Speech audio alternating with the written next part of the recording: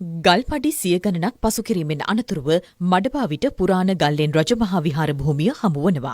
කටාරම් සහිත ලෙන් විහාරයේ තැන්පත් කර ඇති සෙතපෙන බුදු පිළිමය කිහිප වතාවක්ම නිදන් හොරුන්ට බිලිවීම හේතුවෙන් තැනින් තැන අලුත් වැඩියා කර ඇති ආකාරය දැකගත හැකියි.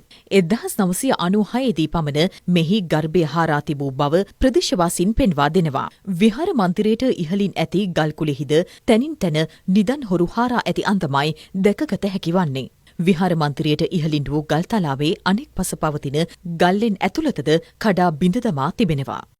අපේ බලධාරීන්ගෙන් අපි ඉල්ලා සිටින්නේ මේ විහාර සංරක්ෂණ ක්‍රියාවලිය ඉතාම විධිමත් සූක්ෂම වැඩපිළිවෙලක් එක්ක මේක සිද්ධ කරන්න ඕනේ. බලධාරීන්ගේ ඇහැ කන මීට වඩා වැඩියෙන් පුරාවිද්‍යා දෙපාර්තමේන්තුව, ඒ වගේම බෞද්ධ කටයුතු දෙපාර්තමේන්තුව මීට වඩා සැලකිලිමත් වෙන්න ඕනේ. මෙම ස්ථානය නිරන්තරයෙන්ම ගොදුරු වන තැනක් නිසා නිදන් හොරුන්ගේ ග්‍රහණයට මේ ස්ථානයේ සිවිල් ආරක්ෂක දෙපාර්තමේන්තුවෙන් හරි මේකේ යොමු කරලා ආරක්ෂා කළ යුතු තැනක තියෙනවා.